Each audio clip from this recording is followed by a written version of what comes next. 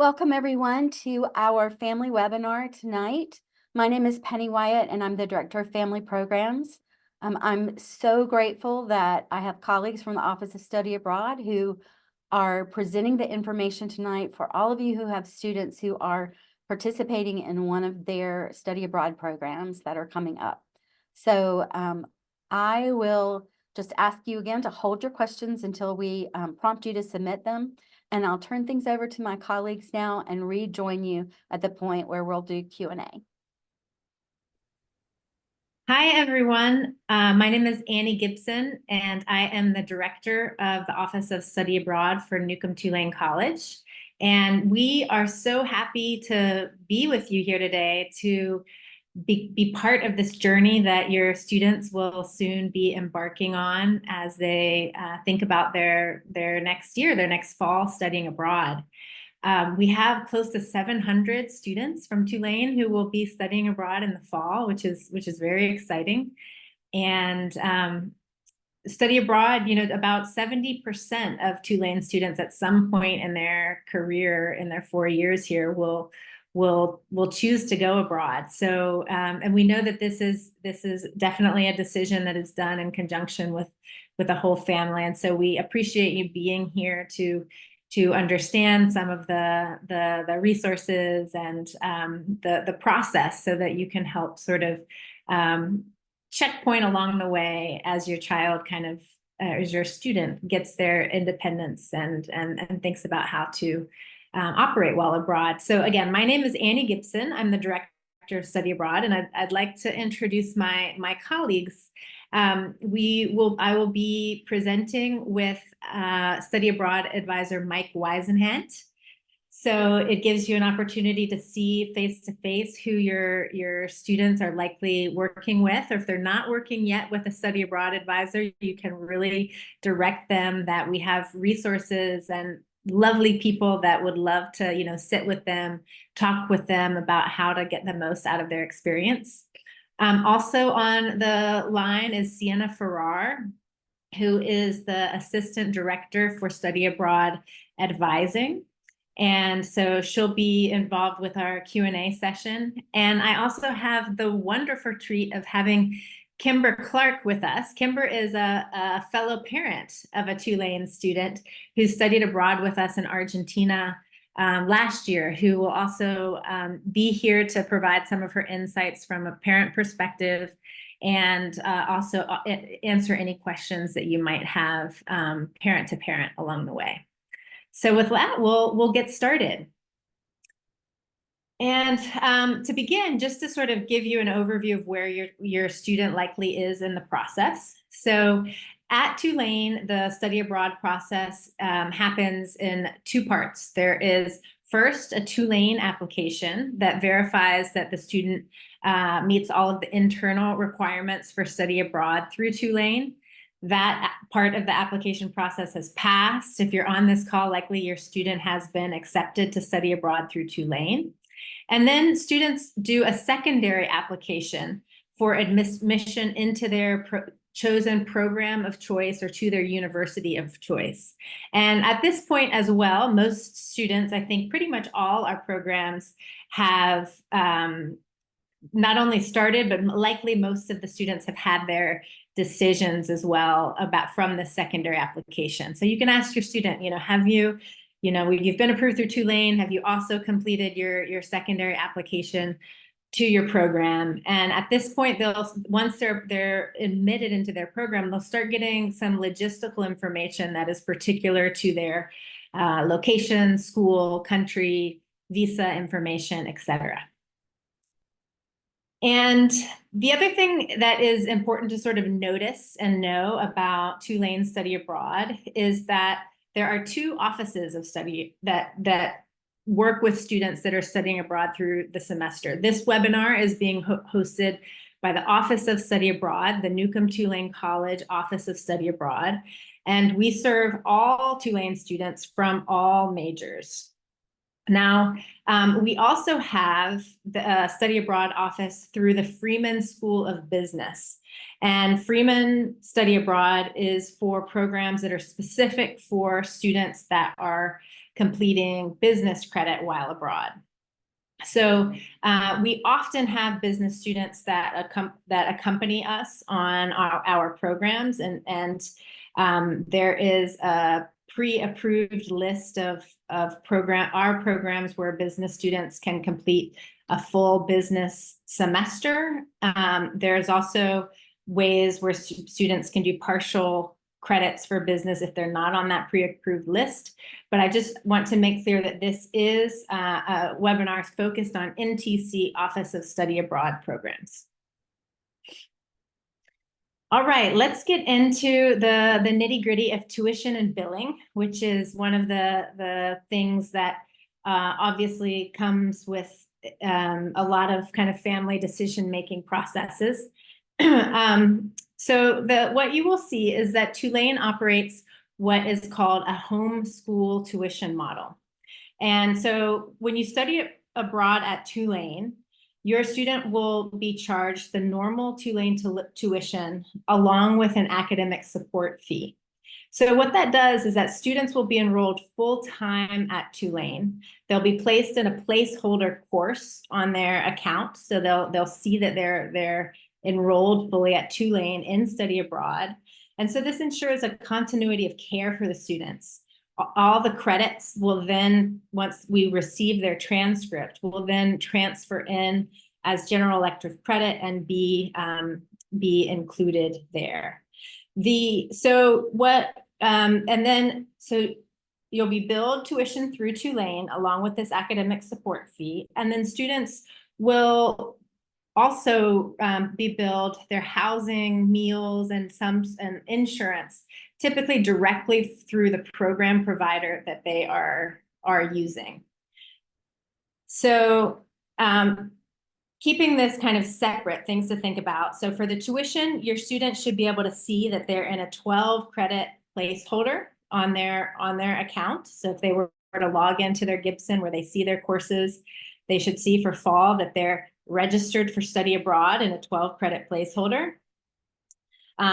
They will see that through the accounts receivable, there'll be a disbursement for Tulane tuition, that academic fee, and then any sorts of scholarships and financial aid that you have in a normal semester will also apply, just as if the student was at Tulane. So if you're looking at your secondary program, you remember that you're not responsible for paying the tuition cost to the provider. Tulane will be paying that. So you're paying tuition to Tulane, not the fee that you might see if you're looking at a provider website of tuition. And then for housing, the bill for the student's housing will come directly from the program that they're working on. And that can really vary. And we'll talk a little bit more about housing down the road. Some students may choose a homestay. Some programs may have independent apartments or dorms. And so those fees can vary. And just go back one more minute. Just to make a note on if the question we get a lot is can they use financial aid for housing? And this is a question that should be directed to the financial aid office because every student's package is a little bit different. And then I just wanted to also note that there are a couple of programs, you see them listed below on the screen here, the Educo, Paris, Reunitas, and BCSP that in fact are kind of consortium programs with Tulane. So you'll also receive housing billed from Tulane. Those are the exceptions to this rule of sort of a separate billing. We'll talk more about housing, but in general, students should expect to receive this housing bill. It's very unlikely to do independent housing while studying abroad. And the reason why we choose this model is that it allows students full access to their federal aid, their merit scholarships, and any other scholarships that they have while studying abroad because they're fully enrolled just as if they were Tulane students on campus. It also ensures that all the courses that they're taking are considered Tulane courses. They're all going to come back as transfer credit. It comes back as general elective credit, and then your student is working if they're interested in getting major or minor credit. And we're going to talk a little bit about how the process of what they're doing in a second, about how to confirm if the course meets their major or minor requirement. Through this model too, they have full health, safety, and security support, which we're going to go over in detail. And they have access to the support of services at Tulane. So for example, the Office of Study Abroad, if they needed to reach out for success coaching or tutoring for a class, to be able to speak with their academic advisor, to access the online catalogs in the Tulane library, et cetera, et cetera. So that model allows for all of this, these options. All right, thanks again for being here, everyone. I'm going to take it for a little bit just to talk about academics. I did see that the first question already was about course transfer, so I'll talk a little bit about that here. Hopefully it answers your question.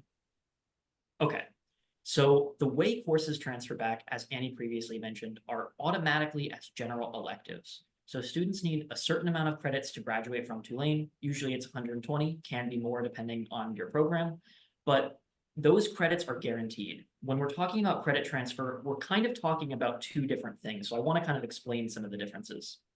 There's university to university credit transfer, which is from one institution to the other. That part is automatic and students shouldn't have to do anything extra in order to get that credit transferred back to Tulane. If a student goes abroad on a pre-approved program through our office and they take any class, that class will be transferred back as a general elective credit at a relatively high level. But what they may still need to do is get that class recoded to count for something specific that they need to get on their degree audit. Now, I say here, students should meet with their academic advisors during the application process to discuss their respective courses. I know students have a lot of advisors at Tulane, so I want to explain who to go to for what. If a student is trying to get an NTC core requirement, this counts for things like global perspectives, textual historical perspectives, a writing class. That goes through academic advising. So students have an academic advisor at Tulane that helps them fulfill all of their graduation requirements. However, if they're trying to get a major class to count towards their major, they may need to have a conversation with their major advisor. Certain classes are actually pre-approved by certain major departments. You can find a list of all of those on our website. It's CGE, that's Center for Global Education, .tulane.edu/pre-approved, and we can give you that link later on if you would need. One thing I do want to say is that grades from study abroad will appear on a student's transcript, but they won't actually be factored into their Tulane GPA. I like to call this essentially fancy pass-fail. So the letter grade that the student receives shows up on their transcript, but again, not going to affect their Tulane GPA. As we also mentioned earlier, Freeman students can participate on OSA programs. We encourage it. However, they may not be able to earn Freeman credit unless they're going on a specific set of programs. Students that are interested in this pathway should have received this list, and that list is public on the aforementioned cge.tulane/pre-approved. However, that is something that is a pathway that's open for our Freeman students to go abroad through our office, as we talked about before. As far as on-program requirements go, while students are studying abroad, and they must maintain full-time Tulane enrollment, so that is 12 US credit hours. Certain countries or universities may process credit hours differently, and if that's the case, you might want to just double check to make sure you're in 12 US credit hours for your student. What that means is that they're a full-time Tulane student in addition to being a full-time student in whatever host country they're going to.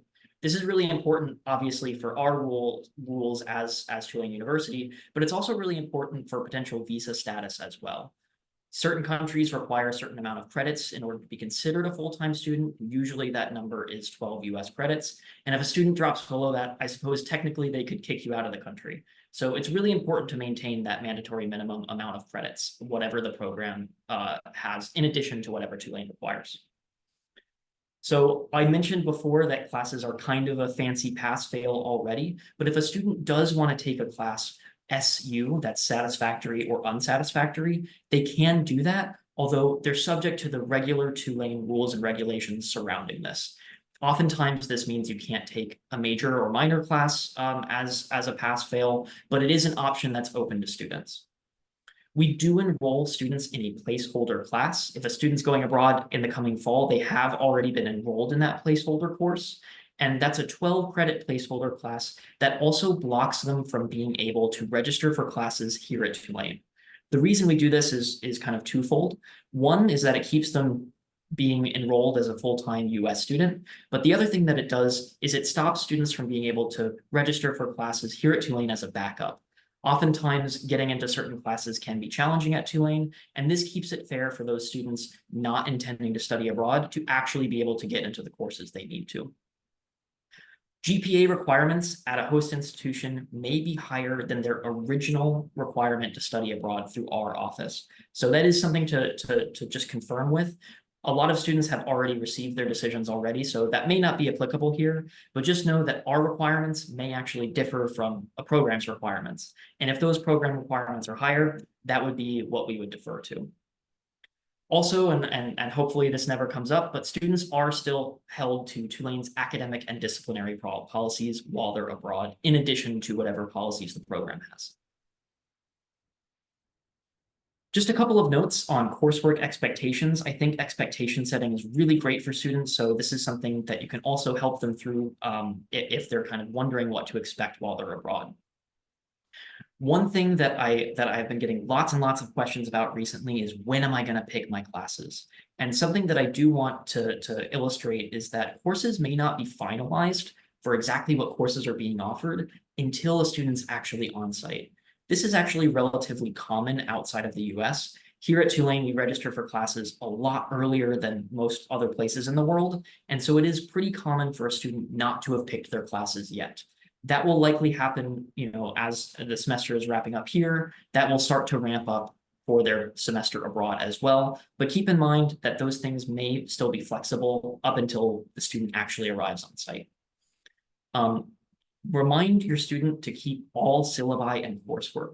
This is really important because if a student is trying to petition for a class to count for a certain degree requirement, having that syllabi and coursework will be a really, really helpful resource for that faculty to ultimately decide on what gets approved and what doesn't. I will also mention that classroom expectations and norms can vary. There may be fewer assignments, so a student might only have a midterm course and then a final course. For a lot of students, that can be really great because there's a lot to keep track of, but for some students, that may feel like those assignments are weighted a lot heavier. So that is something to know, that in addition to dealing with a cultural difference, there's probably an academic cultural difference too.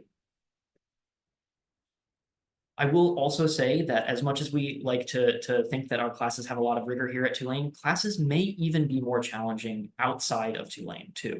So depending on your program of choice, classes, I hear from students, can be harder or easier depending on the program, but it is important to know that that amount of course rigor might vary based on where they're going and what program they do. I would say in my own personal experience, self-management and independence has been really key. And I think that holds true now more than ever before. I also wanted to mention quickly just on some travel logistics. I know this has been kind of on a lot of people's minds, so I wanted to kind of give you some thoughts and inform you of some of Tulane's policies. So booking travel. Tulane students that are going abroad through our programs are required to book through Tulane's travel provider. This is World Travel Services. In order to have Tulane support, and in the case of an emergency evacuation or ticket changes or anything like that, students can have are booking through essentially a centralized portal that allows Tulane to have a full understanding of what their travel itineraries are, and more information can be found in a student's acceptance letter, which again, if they're going abroad in the fall, they have already received from us. Tell them to check down in their email if you haven't seen it yet. I will also say that this blocks non-refundable fares and budget airlines on the portal. So if you're wondering why the costs that you're seeing on the portal are different than the costs that you're seeing elsewhere through like a travel company like Expedia or something like that, that's likely why. The budget airlines are blocked from use on our portal. And I will say that the travel policy is mandatory in all cases, but the exception is usually due to miles.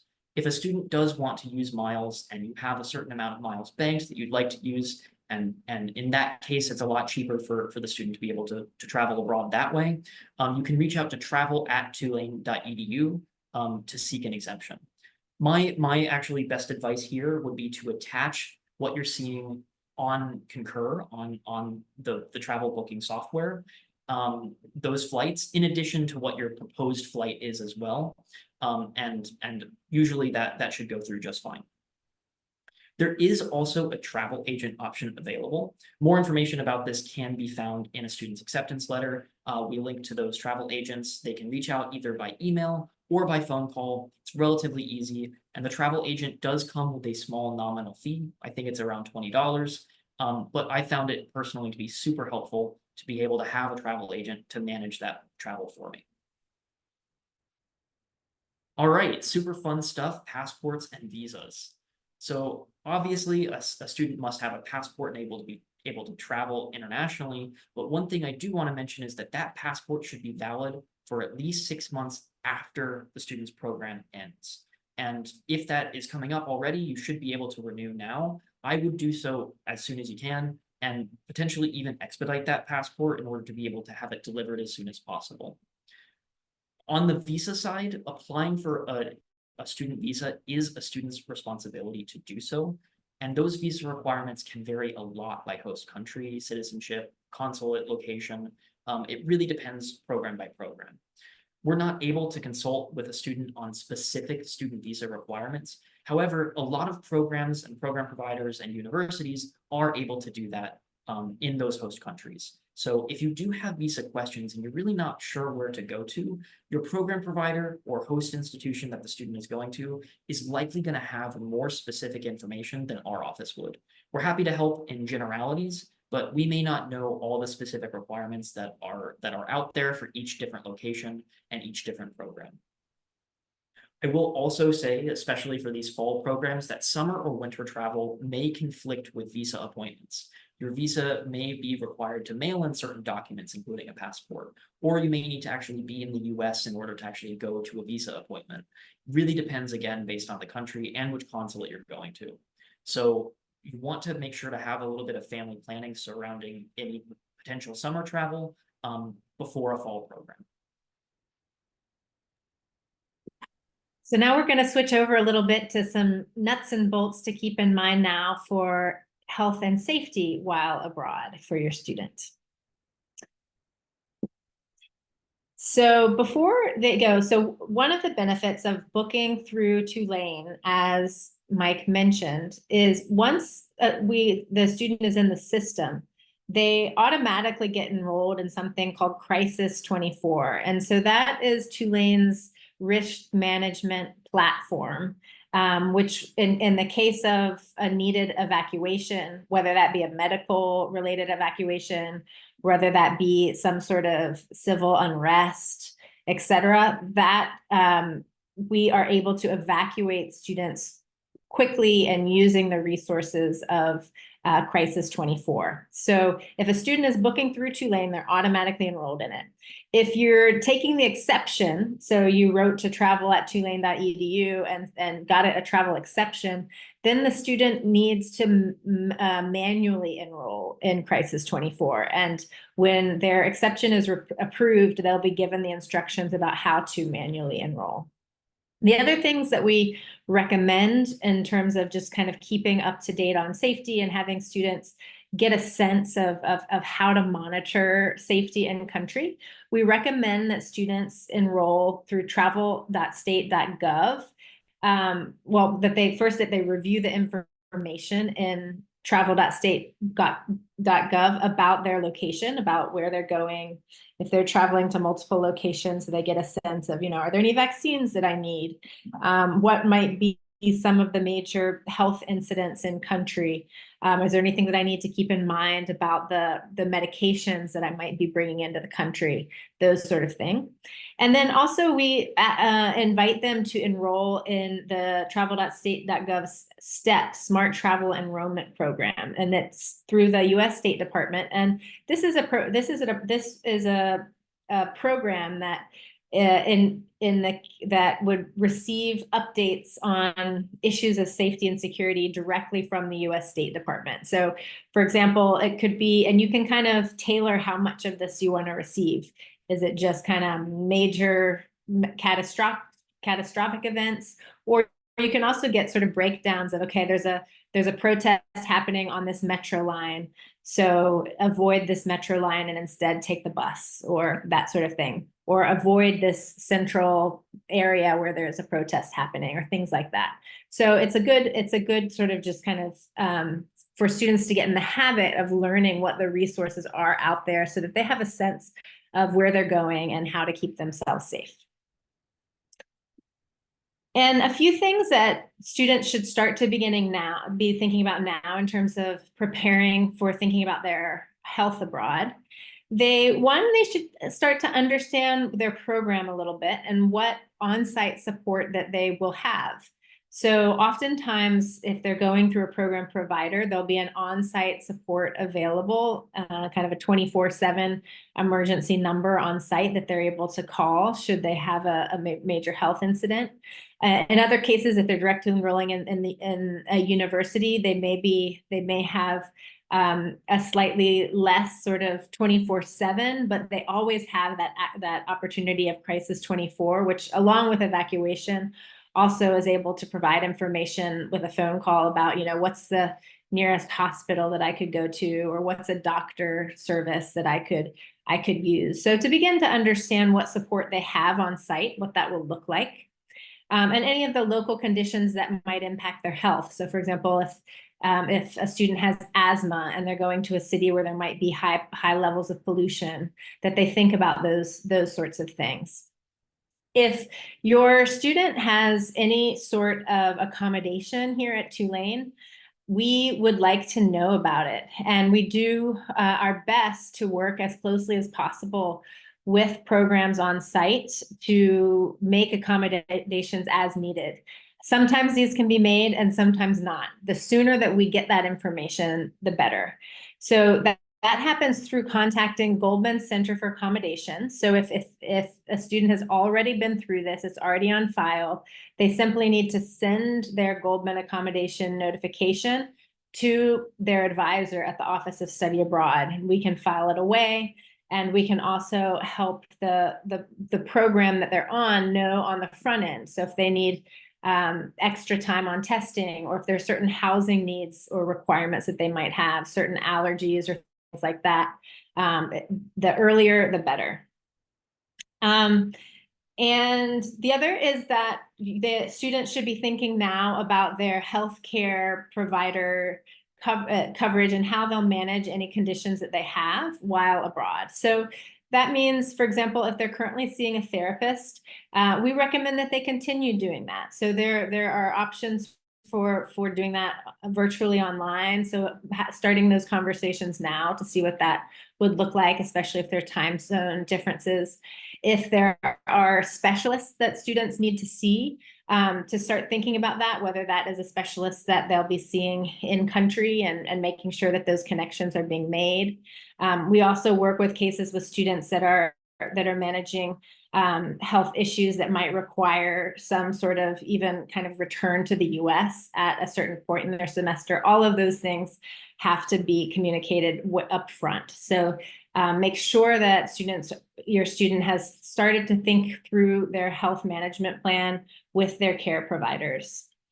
And along with that through travel.state.gov, that they've also started to do the research on any sort of medication laws that may exist in their host country. So not all medications are legal for import in all countries. So for example, there may be some types of steroids or antidepressants that may may not be legally able to take in, or that needs some sort of notary in order to be able to be taken in. So to take a look to see if a student is on a certain medication, just to take a look at the list to see if there's any requirements for traveling with that medication. And in general, whatever medication that student is on, we recommend that they bring the full supply for their whole program. So that often means that you have to talk with your healthcare provider and not just get your, for example, month supply of birth control, but that you would have birth control for the full semester, or not just your month of whatever type of medicine that you're taking regularly. And in terms of payment and insurance while abroad, students should continue with their domestic coverage, whatever that is, whether that's through Tulane or through your family plan. And they should also have an international insurance coverage. So there's a couple of options through the international. If in many cases, the program that your student is on will already have included in that fee that they will be sent their international insurance fee. So a student can just opt into the international insurance through their program. If their program doesn't have a fee, an insurance, then if they're going through your domestic provider, for example, there's often an opportunity to get an international plan for extension to a domestic insurance coverage. And then the third option is through Tulane. It's called GeoBlue, and students would reach out to be enrolled in GeoBlue. And that information for GeoBlue enrollment, you can direct your student, the student can come to an advisor from the Office of Study Abroad to be directed if need be, but that is through Tulane Global and the travel management system, where GeoBlue will be booked. And so we can help them navigate that, but the information is available on the website. Note, make sure that your students complete the annual health insurance waiver, however you do that. So if you normally waive the insurance for Tulane, you need to waive it while you're abroad, etc. Otherwise, that bill will come. All right, so this is study abroad, but there's also living abroad. And this is my favorite section of this, because we're going to talk a little bit about what study abroad is like outside of the classroom. I know it's been a lot of flights and courses and insurance, but I also just want to spend some time talking about what it's actually like to be abroad and what challenges and opportunities your students are going to encounter while they're there. So I'm sure you've heard this phrase before. It's something we talk a lot about in our office. We talk a lot about it with your students, but your student is very likely, if not guaranteed, to go through culture shock. And what we have here is a little graph that just explains a kind of what this is like. The analogy for this is it's kind of like a roller coaster, where things are really, really exciting right when you first get there. You're seeing the Eiffel Tower, you're going to the Arc de Triomphe. And then after a couple of weeks, that becomes a little bit of old hat, and you deal with the realities of struggling to commute on the Paris metro and that kind of thing. And you dip into a state of culture shock. This is something that we are, as advisors, happy to coach your students through as well. So if your student gets down on the site and is really excited, but 2 weeks in, a month into the program, seems to be really struggling to adapt, feel free to also direct them to us. We are happy to talk them through what our own experiences were like, and just help them with some tools and some strategies to kind of get through this. I would also really strongly encourage you to adopt a growth mindset with your student. You haven't done something yet, as opposed to you can't do something. So you might not have been able to use the Paris metro yet, but that's something that you hope your student's able to get through, right? So this can change a negative experience into a potentially positive one, where things are on the up and up and looking up, as opposed to a state of negativity. So let's just go through an example of what that might look like. Your student calls you and says, "I don't know what the professor is saying. It's all in French. I can't keep up. I thought I was fluent enough in French to be able to take this, but I'm really struggling. You could respond with something like, I hear you, and I know that's frustrating, but as you keep going to class, it'll get easier and easier. You're going to get more practice. You just haven't gotten there yet. And that's something that we always try to strive to do. We are in the business of education, so we want to be able to equip students with the tools to be able to do this learning outside of the classroom in addition to inside of it.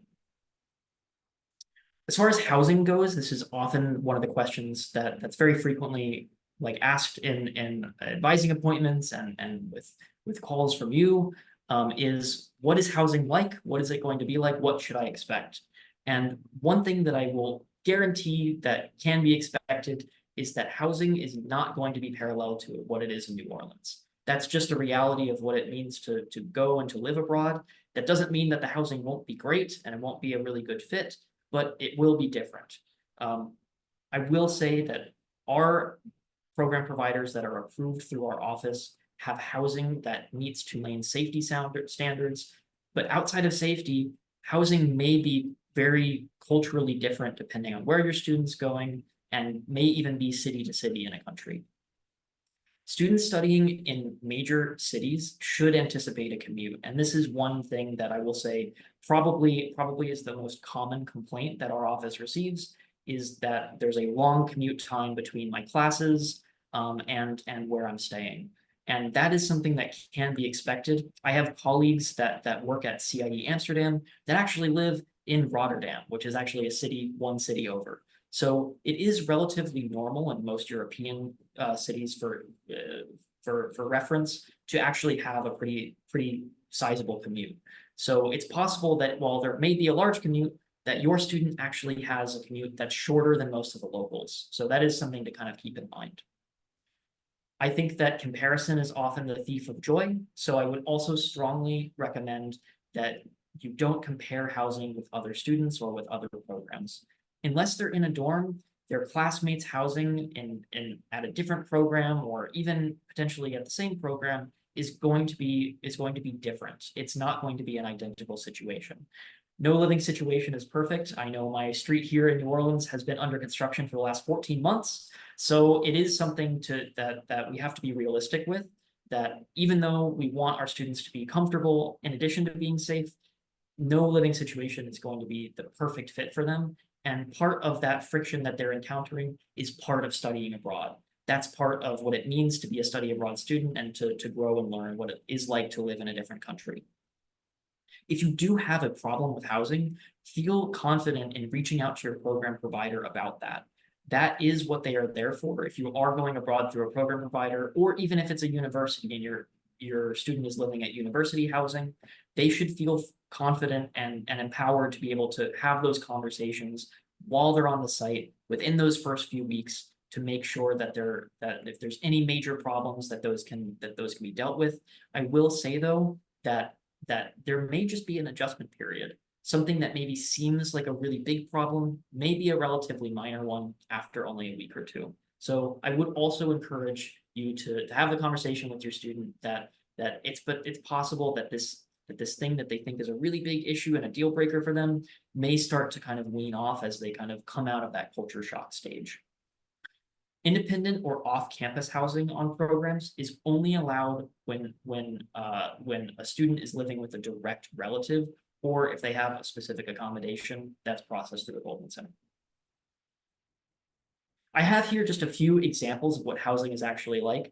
I'm not sure if you can think back to your own student dorm days, or if you did study abroad, this may actually look pretty substantially different. Housing is quite nice, even if you do have a sizable commute, and even if it varies location to location. You can see the top left and bottom right vary a lot, but housing on these programs is relatively comfortable, relatively nice. And I'm even thinking back to my own study abroad experience, and this personally seems like quite a bit of an improvement. And based on what I've seen here at Tulane, maybe even an improvement over that as well.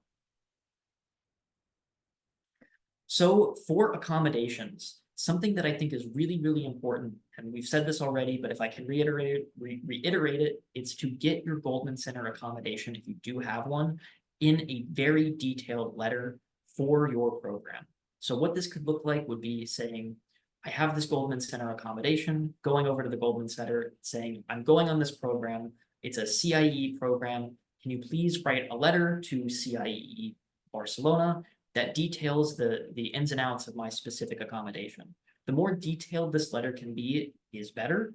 And it's a lot easier to translate an accommodation that's already being implemented here at Tulane than it is to intake a new accommodation while you're abroad. Certain program providers that are maybe less bound by the Americans with Disabilities Act may not have the staff in order to be able to implement those accommodations, or sorry, to onboard those accommodations, but they should be able to implement them if they're currently receiving them here at Tulane. So getting that letter is really vital. Most programs can accommodate documented needs. And if you're thinking about it all of a sudden and you're wondering if a certain program can fulfill a certain accommodation, absolutely feel equipped to have that conversation with them or reach out to us. We're happy to have that conversation on your student's behalf as well. If you do have a new request, if your student's considering getting an accommodation before they go abroad, I would strongly recommend to do that immediately. It can take a few weeks in order to actually process these accommodations here at Tulane and get that letter. So if you're thinking about it, if you're on the fence, it's always better to have it and not need it than to need it and not have it. So do try to process that accommodation with the Goldman Center as soon as you can.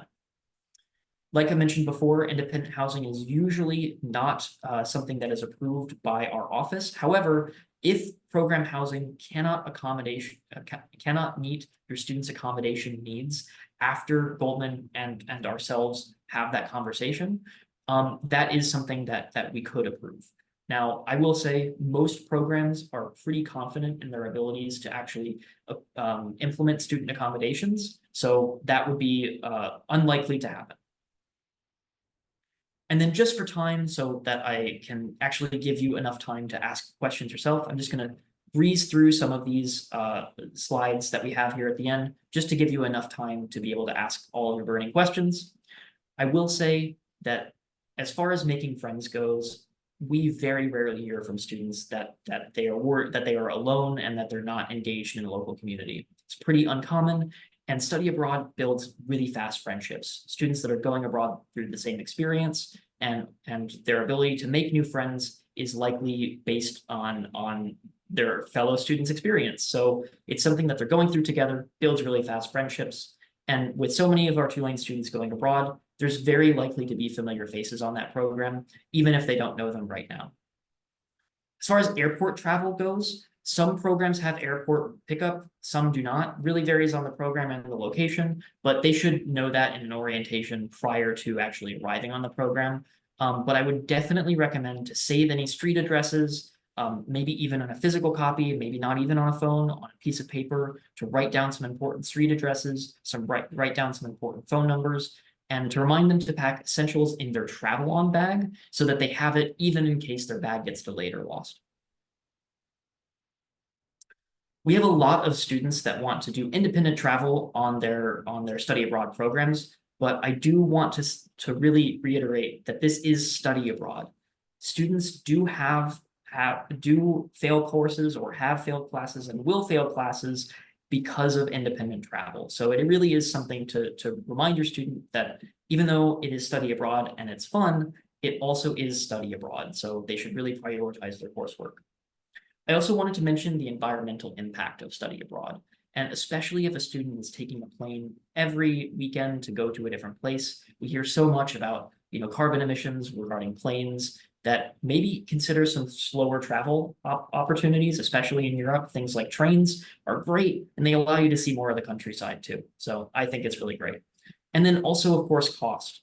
If you're on those Ryanair budget airlines, they may be cheap at the moment, but they really do add up, especially when you consider hostels, food, all of those things really do add up over the course of a semester or a year-long study abroad program. The academic calendar may vary based on when your program actually starts and stops and where your program is actually located. So that's also something to be really mindful of when you're looking at what you're doing for flights and when you're actually coming back to Tulane, when you're coming back to the States. Be sure to actually look at that academic calendar, make sure it matches up, because some finals may go later than what it actually shows. If you're concerned about your student's identity abroad, we do have lots of resources in our office, and we're happy to have these conversations with students as well. If your student has concerns about their race, gender, religion, sexuality, socioeconomic status, we really are happy to have these conversations, and happy to help your student work through any potential pitfalls that may arise with that. And I will also say that regarding politics and the election, we know that's coming up here in the fall. Students have been sent to Tulane undergraduate assemblies page on voting from study abroad. It's also really important to actually be able to talk to your student, so that is something to think about. You should consider how you actually are going to go about that. One thing you can do is have a local SIM card if you have an unlocked phone, but if you don't have an unlocked phone, you may need to do an international plan.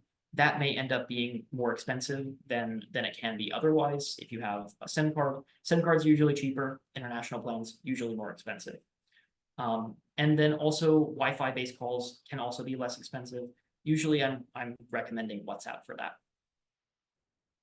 Always important to research money culture and what the culture is surrounding money in that host country. And of course, that also comes down to whether or not their currency is weak or strong, how we go about actually exchanging currency, those sorts of things.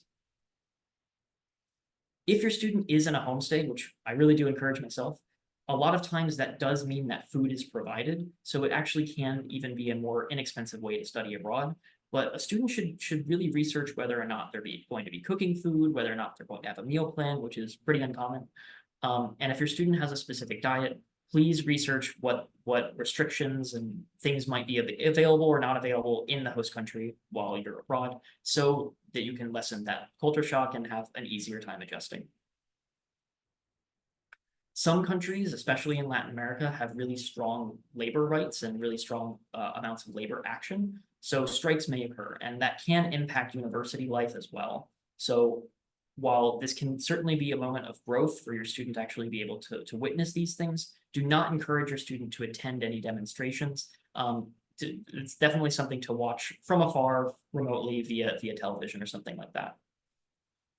For contacting on-site staff, empower your student to have those conversations. This is one of those great moments of growth that kind of only happens during study abroad, where your student has the ability to kind of maybe have these conversations about my housing isn't just quite right for the first time. So I would strongly recommend that you encourage your students to have those conversations first, and you can always be there in the wings waiting to help them if they need it.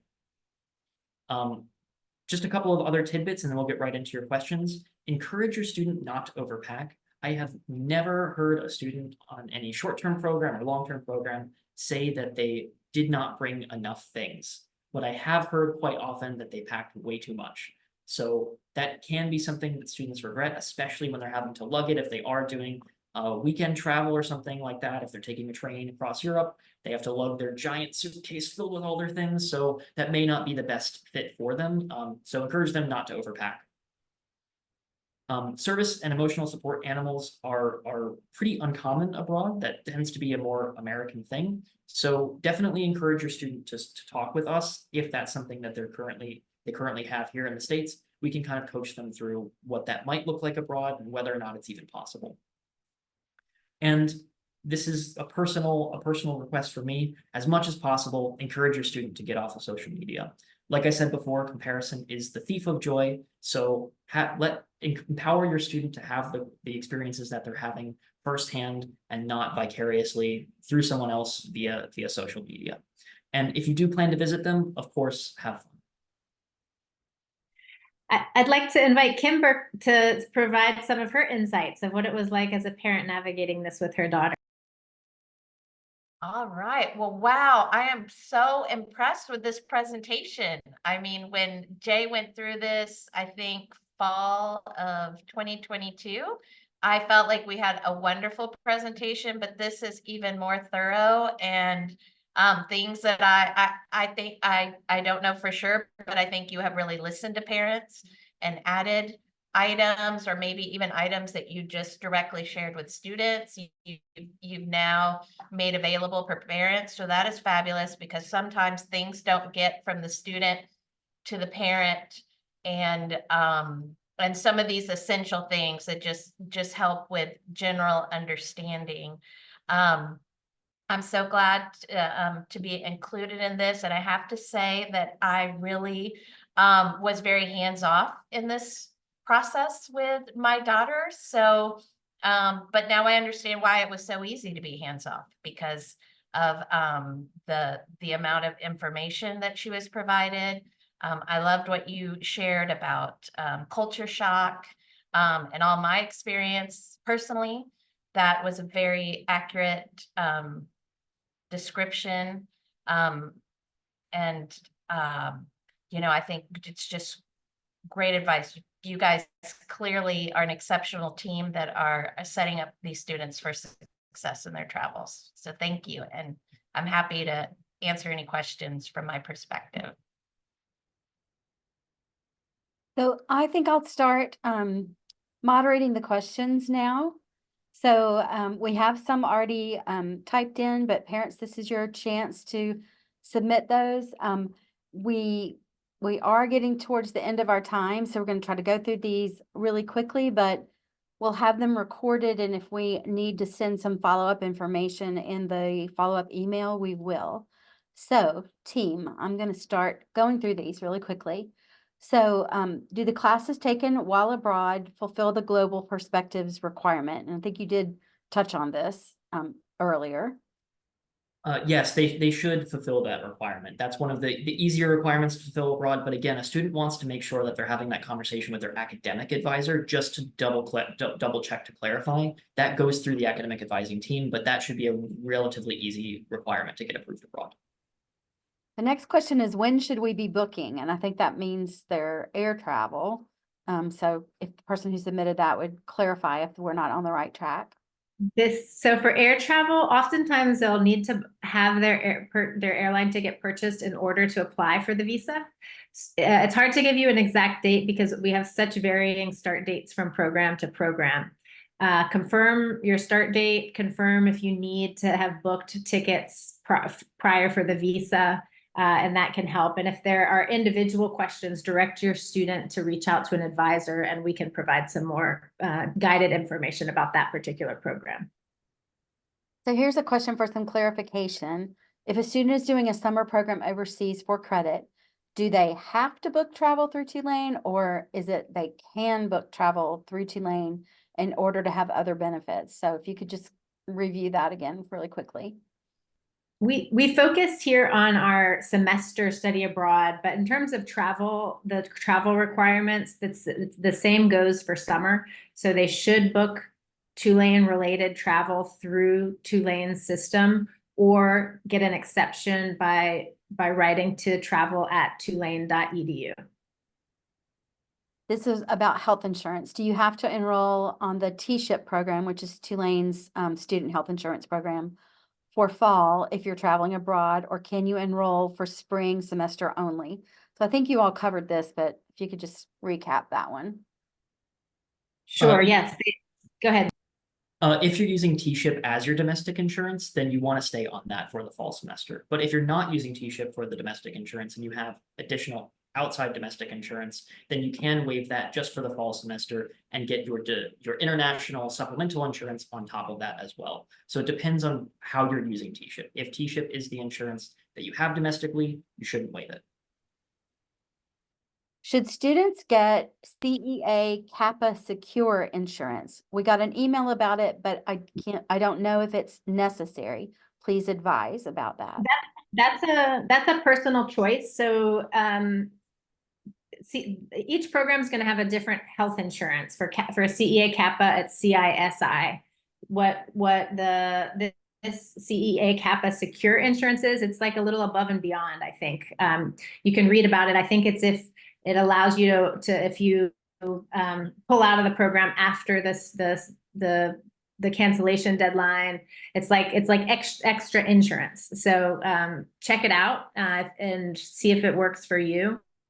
Each other program might have a different kind of extra supplemental insurance, and we're happy to talk students through that if they're unsure if they want it or not.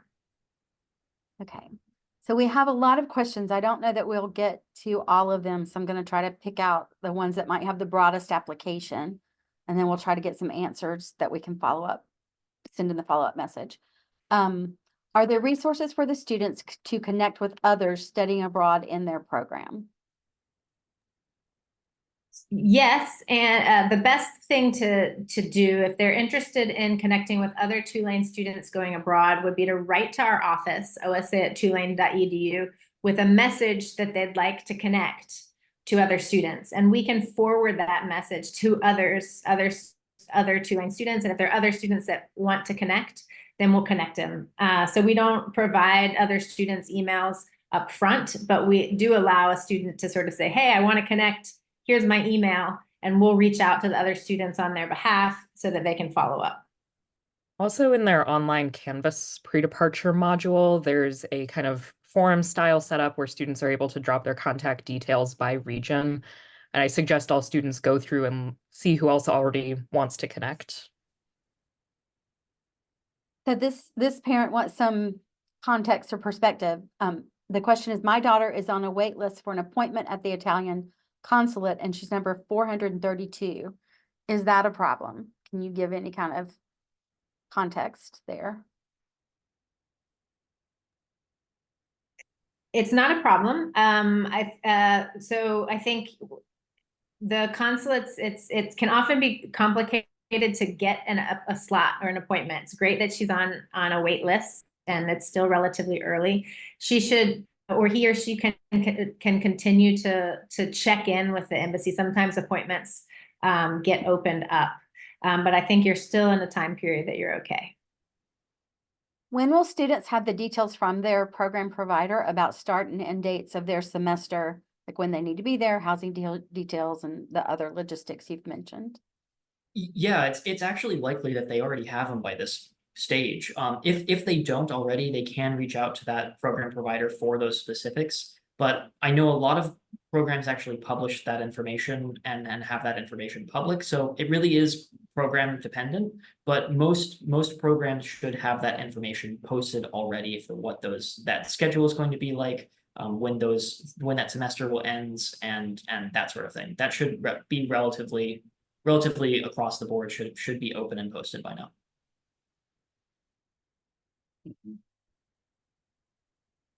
So if students book their travel through Tulane, can they arrange that so they can travel to another location or to visit family prior to the start date at their host campus? Yes, they can. Any travel can be booked through Tulane.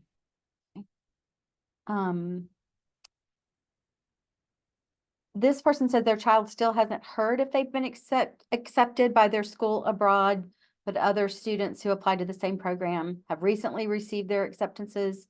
Should they be concerned? I wouldn't say so. This is actually still relatively early days for acceptances to come out. I would say that's something that a student can reach out to us directly about. I'm happy to have that conversation, but I wouldn't be overly concerned about that. I would say that even if it is a program that a student their friends have received acceptances, it's possible that they had one document that was submitted later than the others, and that's what the holdup is. But I wouldn't say that should be a cause for alarm or anything like that. That we're still relatively early days for that.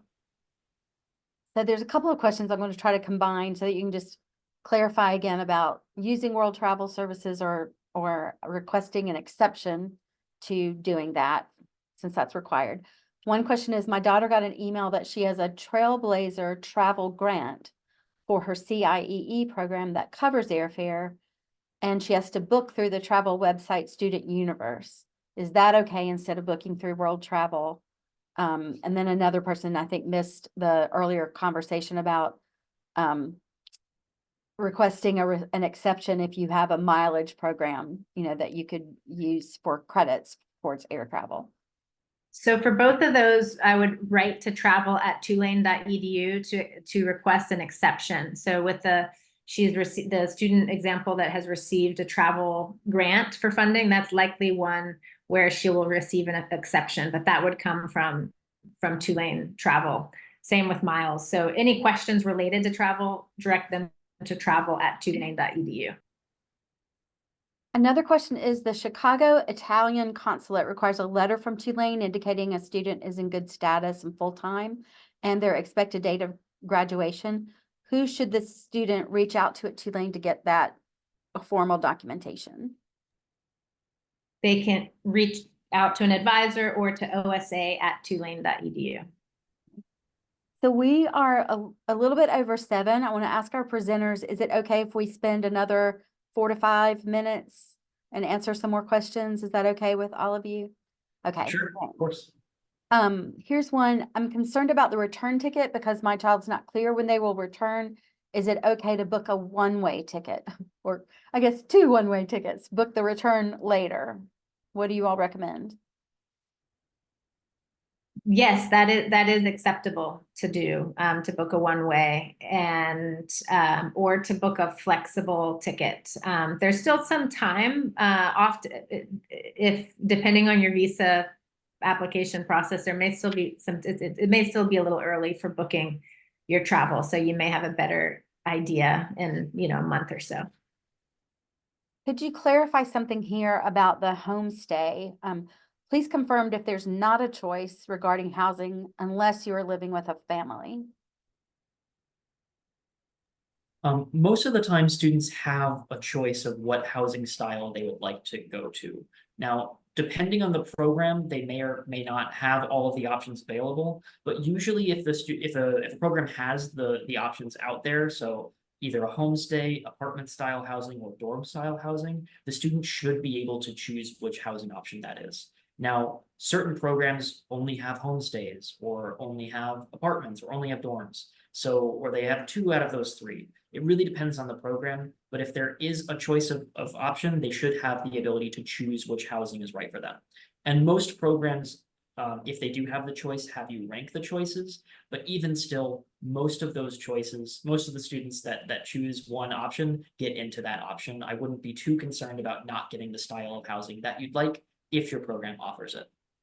And Mike, I'll ask for a little bit more clarification. And so you mean that there might be options of affiliated housing in different styles, Correct, but correct. they So those need would to be do whatever is attached to and approved by the program they're going to. They couldn't just go on Airbnb for Paris and get their own apartment. Is that what you correct. mean? Okay. That housing choice would be facilitated by the program provider. So the program provider would have apartments to lease students, would have dorms that they could lease students, or would make those connections with homestays on behalf of the student. So those different choices would all be facilitated by the program provider, which is actually a huge benefit because that's something that you then don't have to do yourself. Can students take more than 12 credits while studying abroad? How would they be billed for this if they did?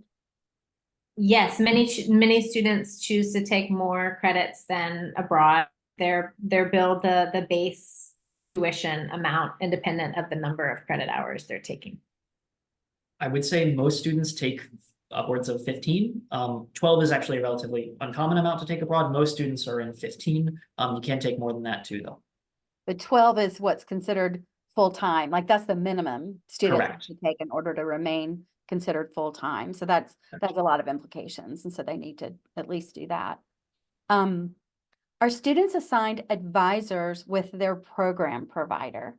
And I know that we talk about all kinds of different advisors that Tulane students have, their academic advisor, their study abroad advisor. What's the expectation or what's the practice? Yeah, great question. So one thing I do want to clarify is here at Tulane, students can contact any of us in the Office of Study Abroad for advising appointments. They do have an assigned academic advisor, but they don't have an assigned study abroad advisor. So if a student has been meeting with me but wants to meet with Siena instead, totally fine. So no assigned advisors in the Office of Study Abroad. We meet with all of our students. As far as the program provider goes, most times program providers either base their advising team based on location, where a specific advisor will advise on a specific program location. So CIE breaks apart their student advisors by students that are going to Dublin and students that are going to London. And sometimes students will be assigned an advisor by their program. A CA Kappa would be an example there. So it really determines on the program. And if a student is doing a direct enroll at a local university somewhere else in the world, they may not be assigned an international advisor at all, and they may just have to go to that international student office. So here's another question. Years ago, I was a Newcomb student who studied abroad in England, and we had a Tulane professor who was placed in London and was a resource for us and hosted some get-togethers with other Tulane students studying abroad in England. Does Tulane still place professors abroad in that manner? We don't have this model so much anymore for our semester programs. That's the model for our summer study abroad, where Tulane faculty travel with students. The one exception is our Paris program, EDUCO. There is a faculty in residence at that program that rotates. And in fact, in the fall, it will be a Tulane faculty member, but it rotates with a few consortium institutions, Duke, Emory, Cornell. But next fall for EDUCO, you'll be with a Tulane faculty, but otherwise, no. Oftentimes we'll have faculty or staff that visit programs. And when we do that, we try to reach out to students, but there's no kind of someone there all the time. I will also say that even though we're not in residence, we would still love to hear from your students while they're abroad and are more than happy to meet with them remotely. So please do tell them to reach out to us if they want to have a quick chat. I know it's not the same as actually being on site with them, but if they do want to reach out for an advising appointment, that resource is absolutely open for them still. I used to require that my student staff members who are going on study abroad had to send me a postcard from wherever they were going, which always made my day when that came through in the mail. I know that a lot of people don't do postcards anymore, but you know, it's a nice touch. So I'm going to do just a couple final questions. And one is there a separate Freeman Business School, and I think they mean webinar, that they need to attend? So we did have last week, we had a different webinar, a family webinar about the Freeman Abroad programs. So that is already posted in our webinar archive, which is at families.tulane.edu. Look under the communications tab and you'll see the webinar archive. If you are paying attention to your family newsletters, I also had the top article is about these webinars, and the links to the archive is there. So if you landed in this webinar and you needed to be in the Freeman one, I'm sorry we didn't redirect you right at the beginning, but that information is there and it's Freeman school specific. So I think we're going to have to close now. We will review the questions that are submitted and then try to capture answers for the ones we couldn't get to and respond to you individually if it seems something that's very individualized, or include that in the follow-up email. So I'll just ask that if you've got any last comments, feedback about this, if you would like to submit that really quickly before we close, that's always helpful to us. But you can also provide feedback by emailing me at families@tulane.edu. So that's families plural, at tulane.edu, and I'll share that with colleagues. So whether you have specific feedback about this particular webinar or suggestions for other family webinar topics, I'm happy to receive those. You know, it's the interaction with our parents and the engagement that you have and suggestions you offer and questions that you have and concerns that you share that help us refine what we offer from family programs. So, you know, some of the things that you appreciate could be things that parents suggested several years ago. So we welcome that feedback, and we thank you so much for your participation tonight. And I want to thank all of my colleagues, and especially thank Kimber Clark for being here to represent her experience as a parent of a current student who is abroad. And so just thank you so much, all of you, for providing all this helpful information. So we will close now, and again, look for a follow-up email in a couple of days with more information and the links to the PDF of the slides and the link to the recording of the webinar. And check in with your student. As you heard from these staff members, they have already received a lot of information. And of course, they've been busy with classes and they're getting ready to go into finals, and you might not have had a chance to sort of confer, but I think, do that soon. And you'll be so prepared because you've listened to all of this. And so it can help you both kind of go through your checklist and make sure you've got, everything lined up, and you can support them in that way, and help them be ready for what I think is one of the most transformative educational experiences that they will get during their university, their university life. And so we wish all of your students good luck and safe travels and just a wonderful experience that includes growth through some challenges. So I hope that came through really clear, that that's to be expected, and yet it'll provide a lot of benefit. So thank you, everyone, for joining us tonight. We'll close now. Thanks. Bye, everyone.